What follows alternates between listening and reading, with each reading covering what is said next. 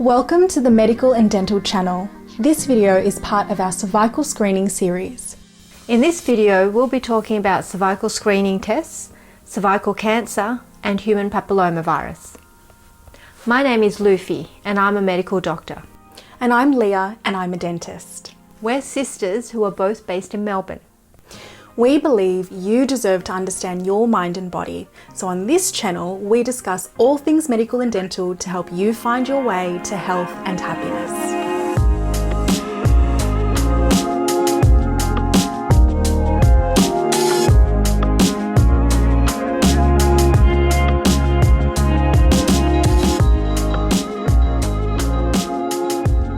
Cervical cancer screening is one of the most effective ways to prevent cervical cancer or detect it earlier. Today, we'll be discussing cervical screening tests. Did you know that in Australia, 2 yearly pap smears were replaced with 5 yearly cervical screening tests on the 1st of December 2017? Well, here are some important facts about cervical screening tests that you should know about. So what is a cervical screening test? A cervical screening test is a quick and simple test performed by your doctor or your nurse or other health professional to check the health of your cervix. To understand cervical screening tests a bit better, let's first take a look at the cervix and where it's positioned. So have a look at this diagram. This is the female reproductive tract. This is the uterus or womb. These are the fallopian tubes. These are the ovaries. This is the vagina, and this is the cervix, which is the lower part of the uterus. There is a small opening at the center of the cervix called the cervical os. If you look at the cervix from below, so from my perspective when I'm performing an examination, it would look like this. This is a healthy cervix, and this is the cervical os. A cervical screening test is a test performed on the cervix and more specifically in the area of the cervical os to screen for cervical cancer. In particular, a cervical screening test looks for the presence of the human papillomavirus, which is also known as HPV. HPV can cause changes to the cells of the cervix, which starts in the area of the cervical os and which may later progress to cervical cancer. 99% of all cervical cancers are caused by HPV, but not all HPV infections will lead to cervical cancer. So I'll say that again. So 99% of all cervical cancers are caused by HPV, but not all HPV infections will lead to cervical cancer. What this means is that if you have cervical cancer, it is extremely likely that you have HPV, and that has been the cause. But if you have HPV, it doesn't necessarily mean that you will develop cervical cancer. This may sound a bit confusing, so let's talk a bit more about HPV and what it is and how it is spread. Well, the human papillomavirus, or HPV, is the most common sexually transmitted infection. HPV is different from HIV, which is human immunodeficiency virus, and HSV, which is herpes simplex virus. HPV is a very common infection that is spread by genital skin-to-skin contact during sexual activity. And because it's spread through skin-to-skin contact, anyone who engages in genital skin-to-skin contact with a person of any gender can become infected with HPV.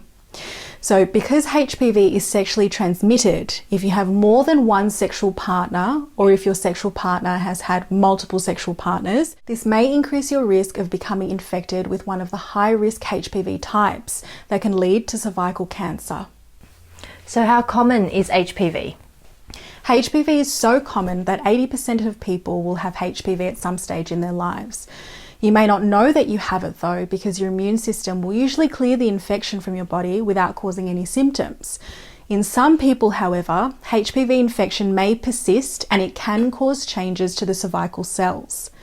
This can then lead to cervical cancer. So what are the different types of HPV? Well, there are more than 150 different types of HPV. Some HPV types cause the warts that you get on your hands and feet, and others can cause more serious infections and can lead to cancer.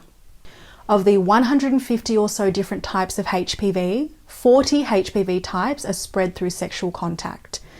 Some of these HPV types can cause health problems, including genital warts and cancers such as cervical cancer, vulval cancer, penile cancer, anal cancer, and oral cancer.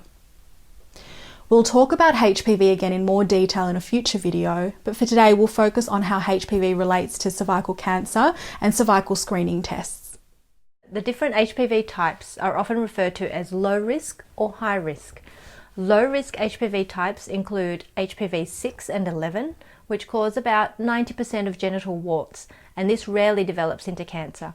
In terms of the high-risk HPV types, there are about 14 high-risk HPV types that can cause cervical cancer.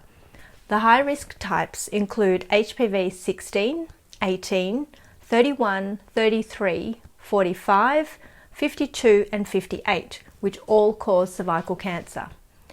HPV 16 and 18 have been shown to cause 70% of cervical cancers. These HPV types can also cause cancers of the vulva, vagina, penis, anus, and certain head and neck cancers.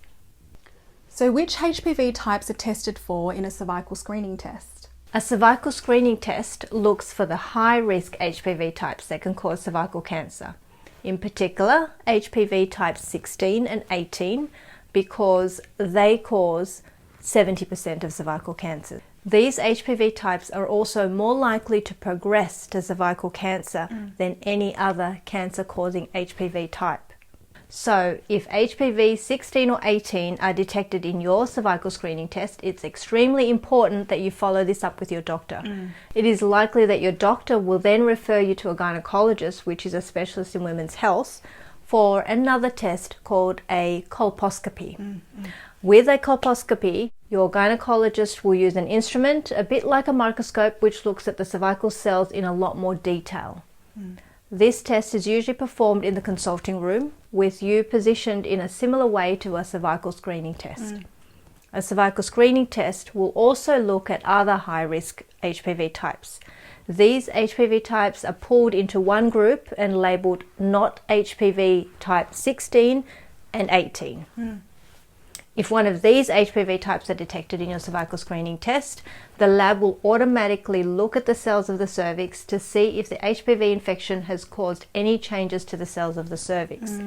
And then, depending on these results, your doctor may either recommend that you have a repeat cervical screening test in 12 months' time to see whether your body is able to clear the infection itself, or your doctor may recommend that you then have a colposcopy. And I think that brings us to the end of part 1. In part 2, we'll discuss how and when a cervical screening test is performed. So watch out for that one. Thank you so much for watching. We hope you enjoyed this video and learnt something new. If you liked this video, don't forget to like and subscribe and turn on the notification bell to stay up to date with our uploads. And remember, a healthy mind and a healthy body lead to a healthy and happy life. Thanks again for watching. See you next time. You were my best friend. Didn't care about the rules, good on the weekend.